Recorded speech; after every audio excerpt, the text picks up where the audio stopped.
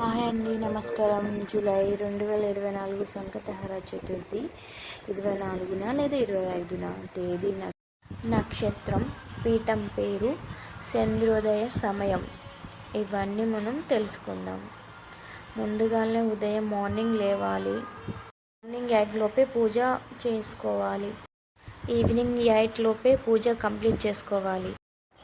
ఆషాఢ మాసంలో సంకటహర చతుర్థి చవితి తిథి జూలై 24, 2024 బుధవారం రోజున. బిగినింగ్ 7:30 AM జూలై 24న, ఎండింగ్ 4:39 AM జూలై 25న.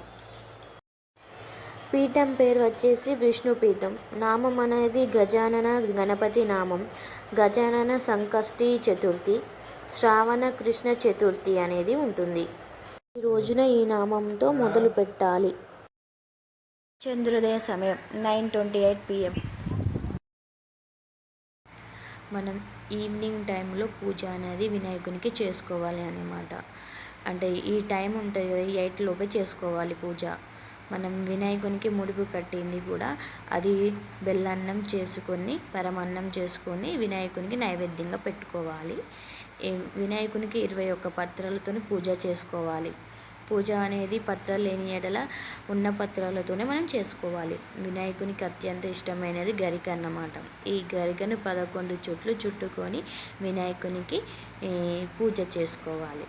మనం వినాయకునికి ఎర్ర పుష్పాలంటే చాలా ఇష్టం. మందార పువ్వు అయినా, గులాబీ పువ్వు అయినా.